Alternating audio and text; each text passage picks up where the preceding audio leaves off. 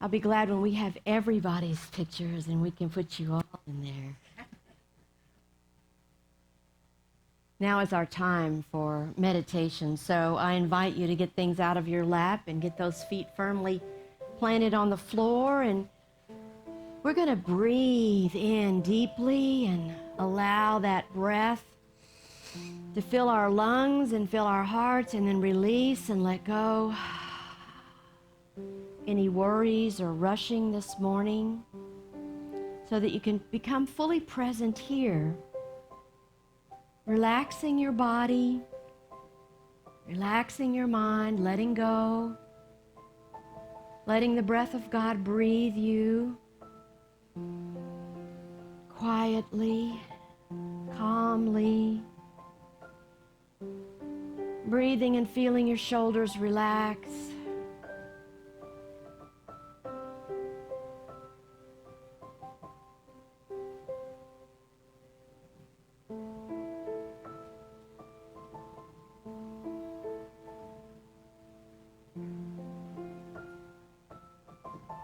As we come into this quiet space, we're going to take a little bit longer journey today than we have been.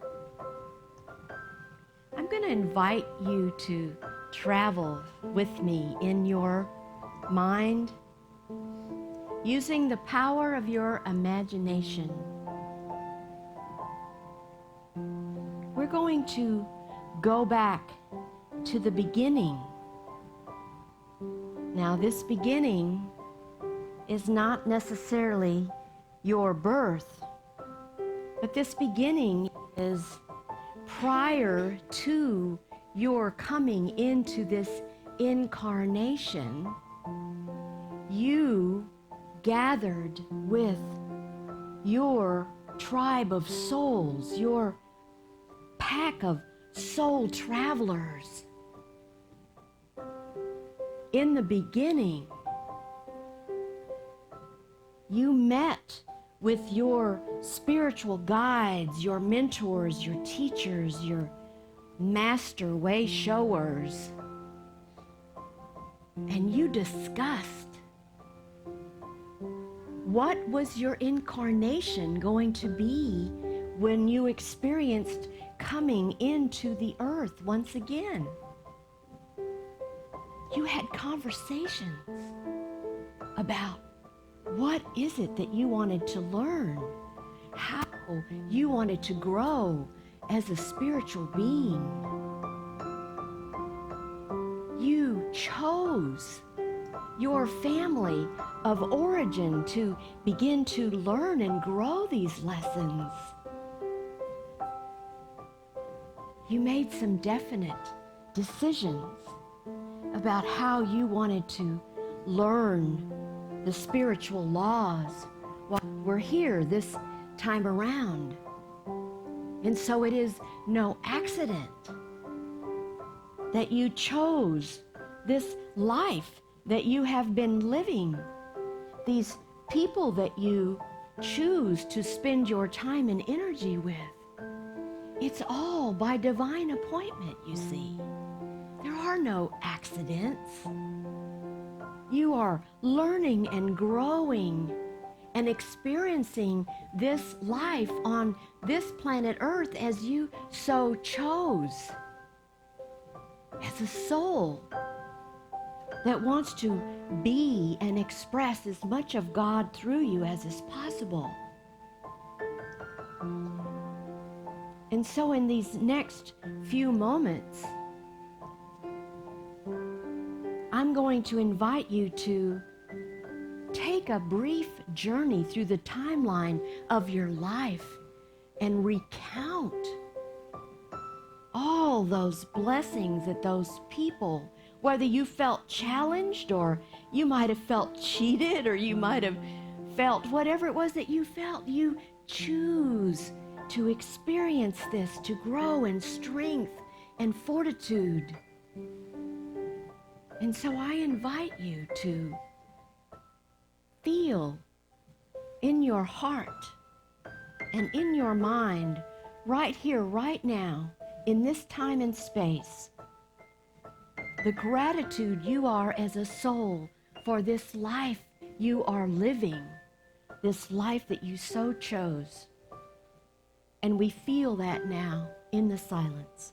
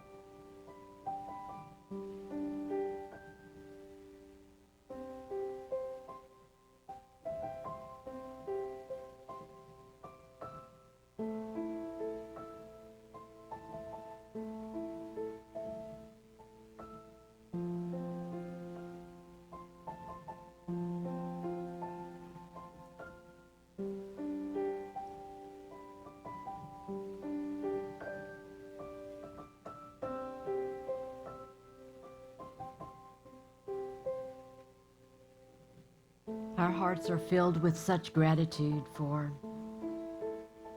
all that we are, all that we have become, and all that we are continuing to become, because we are eternal beings.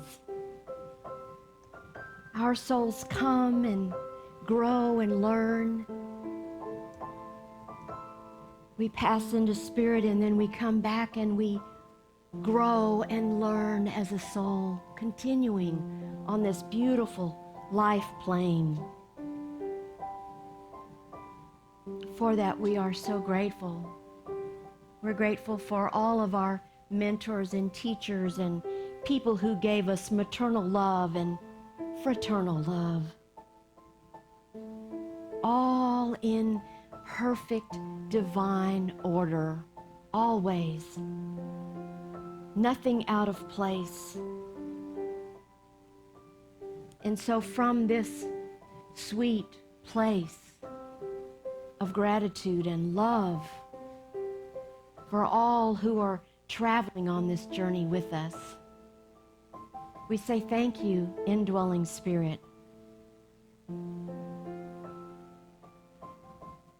We know that we are in the right place in the right time, doing exactly what God expressing through us wants us to do. And we say thank you, God, that this is so. And now we begin to bring our awareness back into the room. And whenever you're ready, just open your beautiful eyes.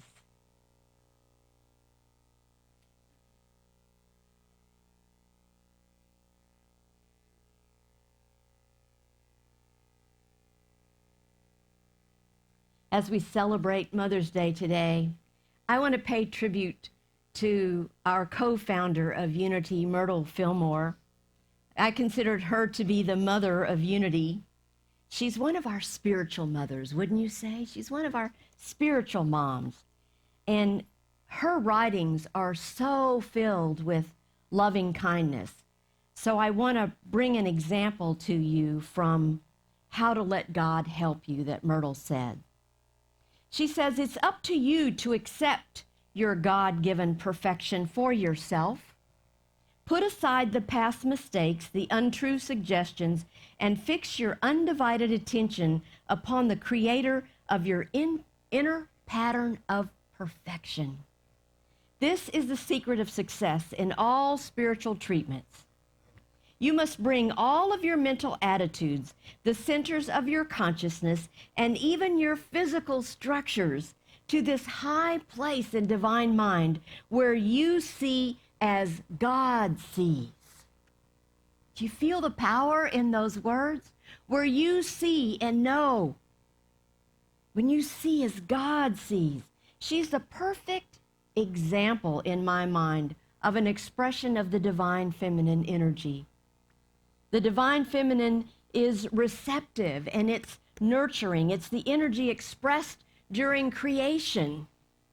So let's all take this legacy from Myrtle and claim this truth, that we are God expressing, we are divine, and we are worthy of all the good that we can possibly place into our imaginations.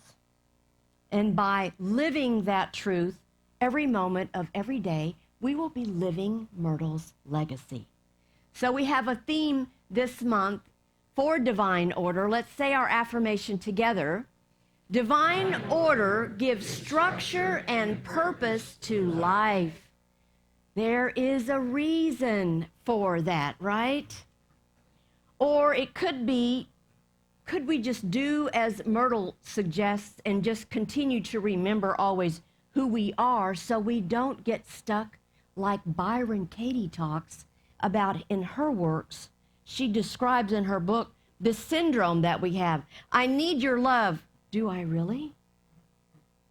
I need your love. Is that true?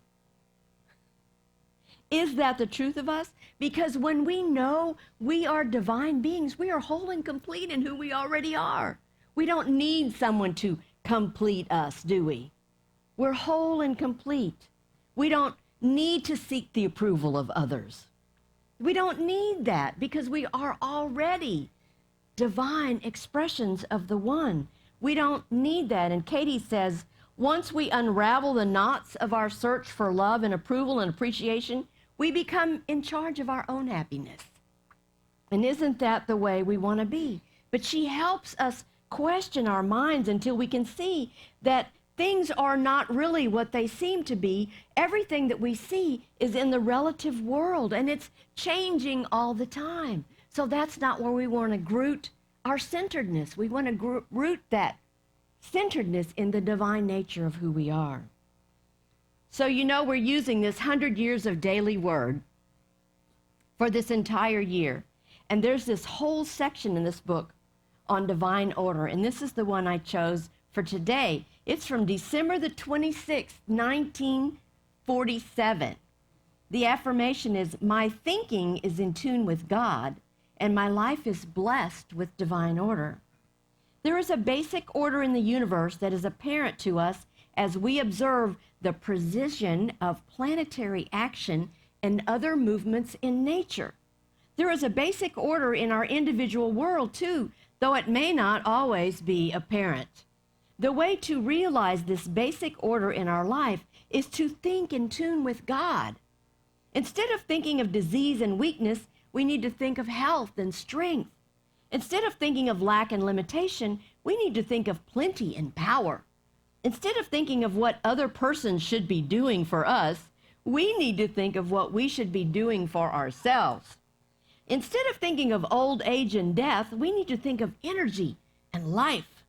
Instead of thinking of ourselves in the light of our past experiences, we need to think of ourselves in the light of the creativeness of our own spiritual powers. Through our thinking, we create either order or disorder in our lives. We know this to be a fact because we are the masters. And don't we all want to be masters of our universe? We don't want to be ruled by the emotions, the up and downs of life affecting. We want to be on an even keel, don't we? Don't you want to be a master of your life? A couple of you. Okay. So Charles Fillmore, our co-founder, says, were it not for the law of divine order, confusion would be apparent everywhere. Law and order are back of all manifestation. All creation is working through an evolutionary process under the law. Especially is this true of humans, in whom and through whom God carries forth creative law. So it's important for us to know our value and why we're here and to live this truth that we know.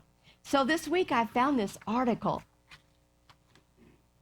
and it's about how you discover the divine feminine in you. And it's an article by Emily McGowan.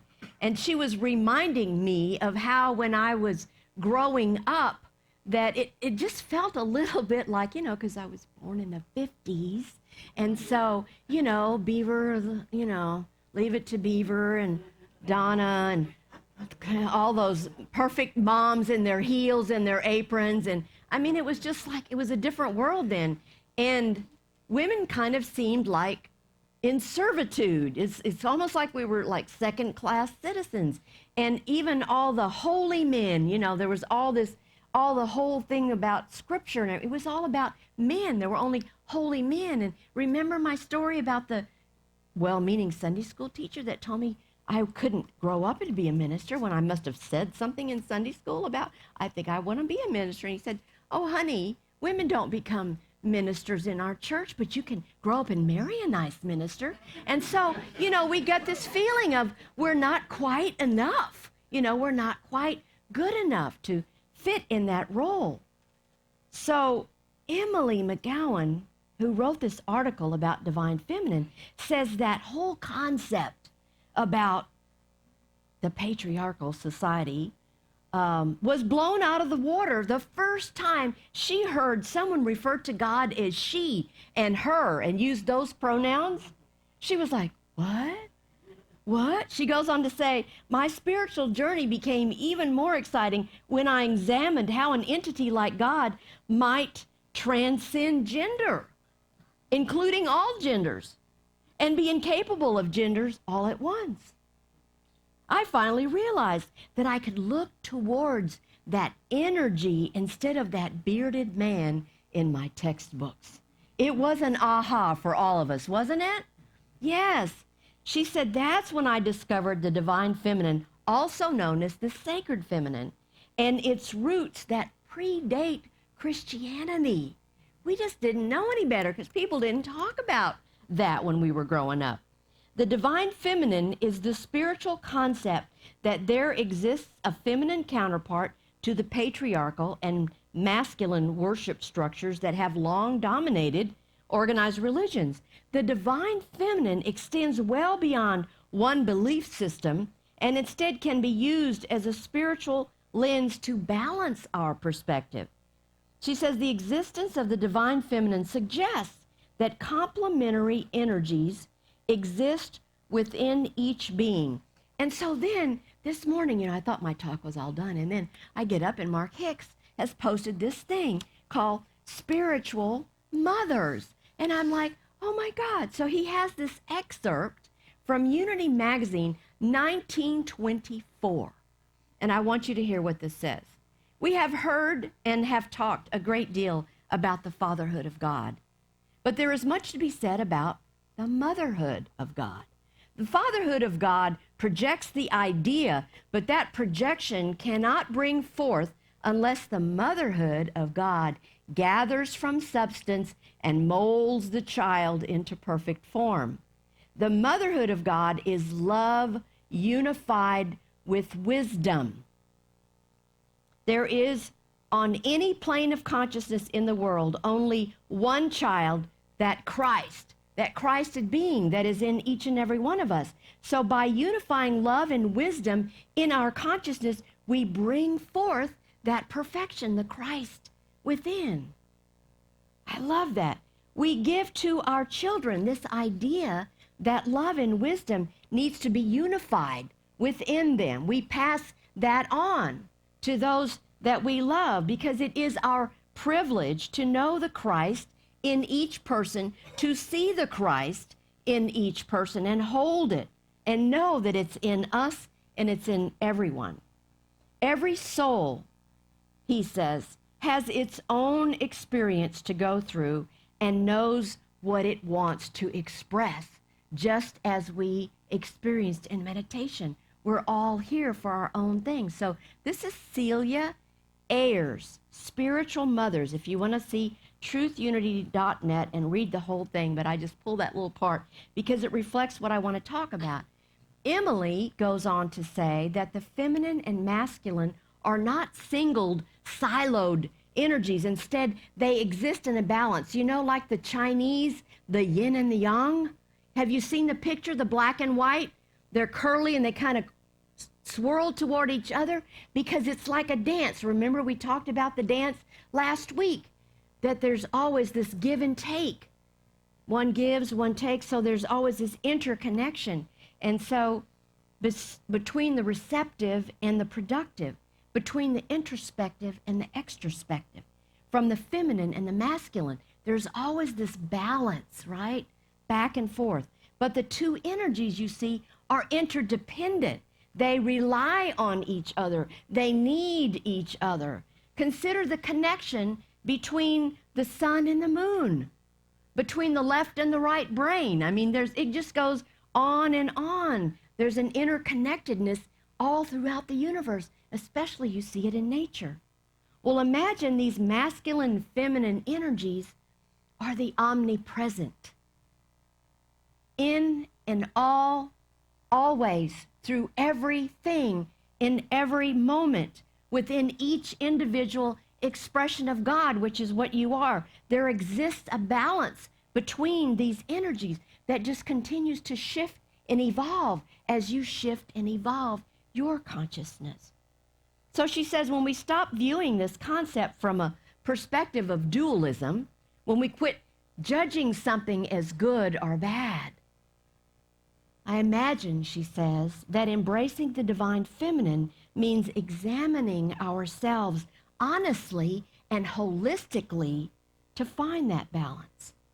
Isn't that beautiful? We all have those two energies in us. Some are stronger at other times, and we need to use them both, depending on what situation comes up in our lives. So today, you know, we interpret the Bible metaphysically. And today, we are in Philippians. This is one of my favorites. Now, normally, I just read verse 13, but I want to read chapter 4, verse 12 and 13, because it kind of sets it up a little bit. I know what it is to have little, and I know what it is to have plenty. In any and all circumstances, I have learned the secret of being well fed and of going hungry, of having plenty and of being in need. I can do all things through him who strengthens me. I can do all things because I know the Christ in me gives me the strength that I need to do whatever is mine to do. Therein lies our ability to balance our lives moment by moment, day by day. This is Paul talking to the Philippians because they had lost their faith. They were confused. You know, they just didn't know. Their belief was just sort of misplaced. And it just so happened that metaphysically, this means our trained will and illumined understanding working together help us solve the secret of contentment. And you see, Paul had progressed in his spiritual understanding that he knew exactly what contentment looked like. He knew how to be in contentment moment by moment because he had figured out this idea of tuning in with the Christ within and using wisdom and love together. So isn't that a goal of ours? Don't we want to have that even keel in our life? The source of the power that enables us to carry through all of the facets of our life, all of the challenges, all the good, all the bad, all the ugly, the Christ consciousness is the only source of power. I can do all things through Christ who strengthens me. So I use that. That works for me. I'll use it like a personal affirmation. When I feel a little bit down or I feel off or I feel sad or whatever it is, I can do all things through Christ who strengthens me. So when we're seeking balance, whether it's emotions or energy or health or whatever is going on, we just need to remember that we are expressions of God. And we have within us everything we need to do what we need to do, because this too shall pass, right? everything that's going on is going to change. Everything that looks like a challenge isn't going to be there long because everything is constantly changing. It's all in divine order because we are creations of the one, even though sometimes we forget and we feel separate and we feel like we're at odds with someone or something, right? It's because we're thinking it and feeling it. It's not because we're ever separate from the one. We can never be separate. So we just need to acknowledge that we're here to take care of ourselves, and then we're here to be of service to others as well. We can practice love only when we love ourselves first. And then we let it ground and center us, knowing that it doesn't take grand acts to make a difference in anyone's life. You can be simply a listening ear. You can smile, be kind to someone. You can pay for their coffee in line at the store. You know, whatever it is. It doesn't have to be much. You can just pay attention when you get a tap on spirit to call someone and pick up the phone and call them. Send a text or an email. Say, I'm thinking about you. Little things like this to know, let someone know that you're thinking about them. Every act of kindness makes a difference in our world because really it's all about balance. It's all about balance. And some people have a hard time balancing their family lives with their work lives, with their church lives, with whatever else is going on in their families and their responsibilities. And so sometimes it's easy to lose track of us.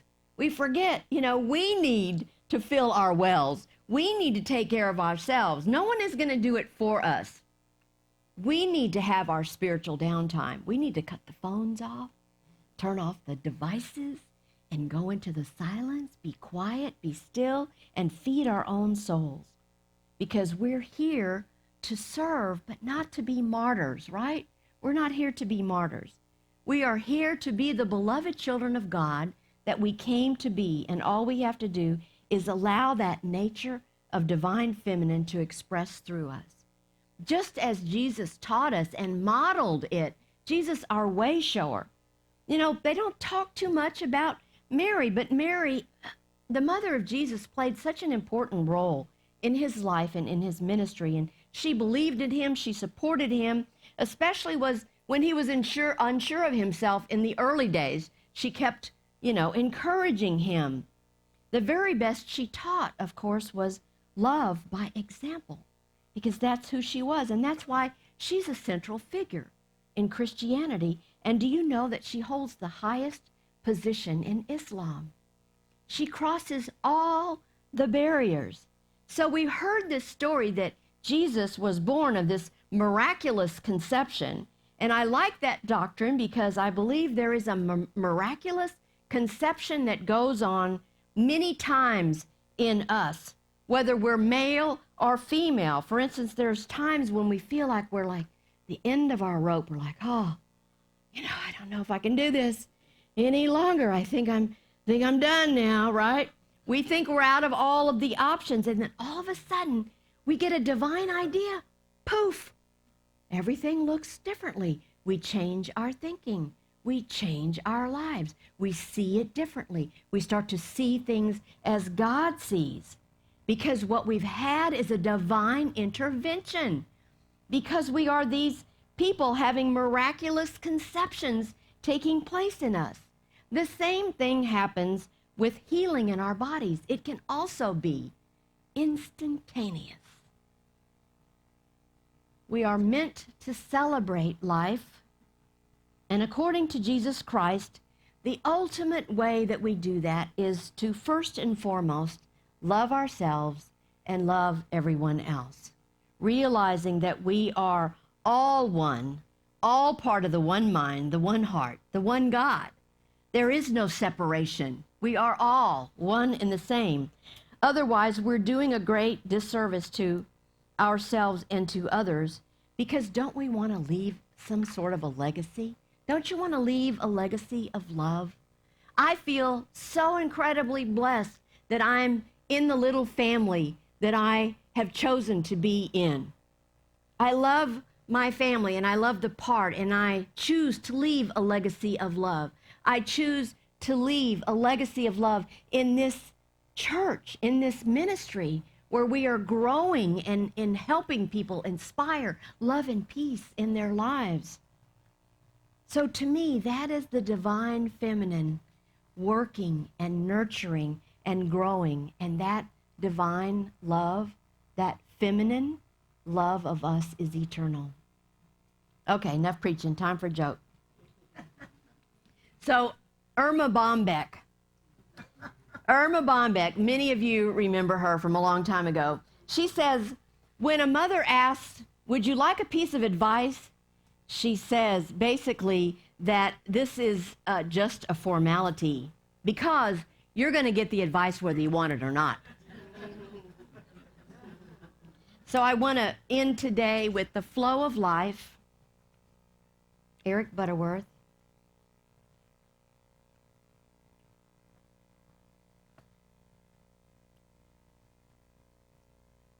It's in this chapter called Life Comes to Pass. You can't go back, nor can you hold on to today. Life is lived in a series of progressions, the good leading to the better and the better leading to the best. We have to let go of the old and face the unfolding now of tomorrow and tomorrow, knowing that this too shall pass. Nothing happens that is final. Isn't that a wonderful truth? He says. In the flow of life, there can be no hopeless situation, no incurable illness, no last straw. In the final analysis, it is only the tangible something that we call God that remains unchanged in and through all things. All else is transitory, changing, growing, progressing. All else comes to pass as we continue on the spiraling pathway toward the realization of our own God potential. And that's the way it is. Thank you so much. God bless.